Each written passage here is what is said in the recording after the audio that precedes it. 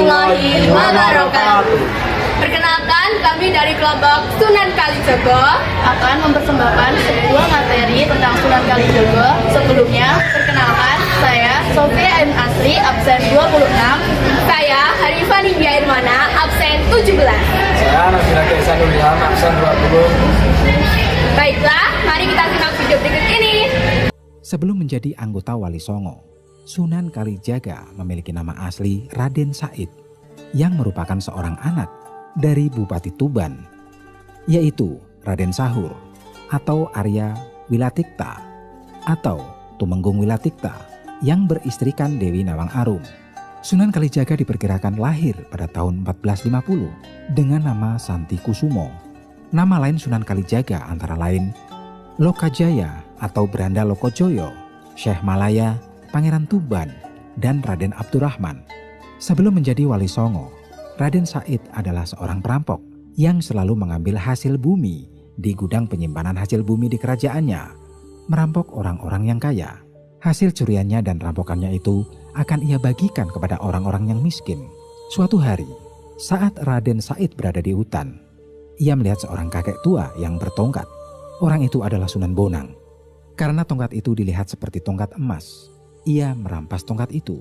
Katanya, hasil rampokan itu akan ia bagikan kepada orang yang miskin. Tetapi sang Sunan Bonang tidak membenarkan cara itu. Ia menasihati Raden Said bahwa Allah SWT tidak akan menerima amal yang buruk. Lalu Sunan Bonang menunjukkan pohon aren emas dan mengatakan bila Raden Said ingin mendapatkan harta tanpa berusaha, maka ambillah buah aren emas yang ditunjukkan oleh Sunan Bonang. Takjub dengan kejadian itu, Raden Said berniat ingin menjadi murid Sunan Bonang. Dia lalu menyusul Sunan Bonang ke sungai. Raden Said berkata bahwa ia ingin menjadi muridnya. Sunan Bonang lalu menyuruh Raden Said untuk bersemedi sambil menjaga tongkatnya yang ditancapkan ke tepi sungai. Dia tidak boleh beranjak dari tempat itu sebelum Sunan Bonang datang. Sembari melaksanakan perintah, ada satu amalan yang diajarkan oleh Sunan Bonang terhadap Raden Said, yaitu Ya Hayyu Ya Qayyum, yang artinya, wahai Allah yang maha hidup dan maha perkasa atau jumeneng. Amalan ini selalu dibacanya ketika menjaga tongkat gurunya tersebut. Karena itu, ia menjadi tertidur dalam waktu yang lama. Tanpa disadari, akar dan rerumputan telah menutupi dirinya. 3 tahun kemudian, Sunan Bonang datang dan membangunkan Raden Said. Karena ia telah menjaga tongkatnya yang ditancapkan ke sungai, maka Raden Said diganti namanya menjadi Kalijaga. Kalijaga lalu diberi pakaian baru dan diberi pelajaran agama oleh Sunan Bonang. Kemudian Kalijaga melanjutkan dakwahnya dan dikenal sebagai Sunan Kalijaga.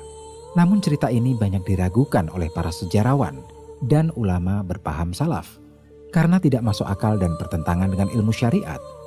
Dalam dakwah, ia punya pola yang sama dengan mentor sekaligus sahabat dekatnya, Sunan Bonang.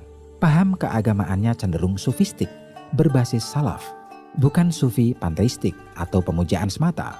Ia juga memilih kesenian dan kebudayaan sebagai sarana untuk berdakwah.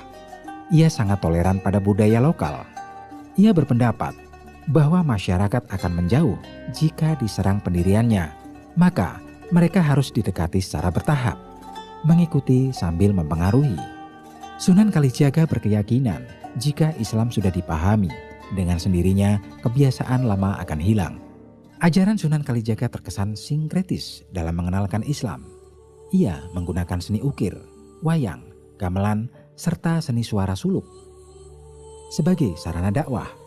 Beberapa lagu suluk ciptaannya yang populer adalah Ilir-ilir dan Gundul-gundul Pacul. Dialah yang menggagas Baju Takwa, perayaan sekatenan, Garbeg Maulud, serta lakon carangan, Layang Kalimasada, dan Petruk Dadi Ratu. Lanskap pusat kota berupa keraton, alun-alun dengan 2 beringin, serta masjid diyakini pula dikonsep oleh Sunan Kalijaga. Ulama ahli tafsir Gus Baha menjelaskan strategi dakwah Sunan Kalijaga. Gus Baha mengatakan bahwa dari beberapa cerita yang didengar dari beberapa gurunya, bahwa Sunan Kalijaga sering tak seirama dengan para wali lainnya. Menurut Gus Baha, Sunan Kalijaga itu lebih mengedepankan Jawanisasi Islam untuk berdakwah pada masyarakat awam. Cara-cara Sunan Kalijaga seringkali ditentang para wali lainnya, termasuk Sunan Kudus, tutur Gus Baha. Sebagai salah satu contoh, kata Gus Baha bahwa Sunan Kudus yang pro syariat menentang sholawat yang diajarkan Sunan Kalijaga. Sedangkan bagi Sunan Kalijaga yang penting rakyat waktu itu mengenal Islam lalu memeluknya. Perintah kewajiban sholat misalnya tidak menjadi hal yang dipentingkan. Maka ada istilah sholat di dalam hati. Sedangkan Sunan Kudus sebaliknya, beliau menghendaki sesuai syariat Islam.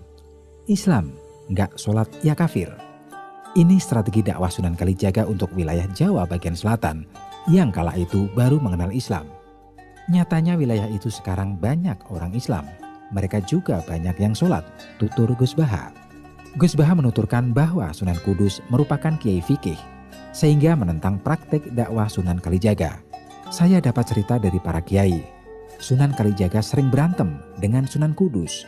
Yang satu ingin berdakwah dengan wayang golek, yang lainnya mengharamkan.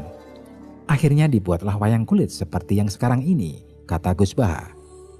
Sunan Kalijaga mengedepankan jawanisasi Islam, sehingga menolak mengatakan syahadatin dan lebih memilih kata sekaten, tidak mau mengatakan kalimat syahadat. Baiklah, itu tadi video tentang Sunan Kalijogo. Sekian, terima kasih dan semoga bermanfaat. Mohon maaf apabila ada kesalahan dan kekurangan.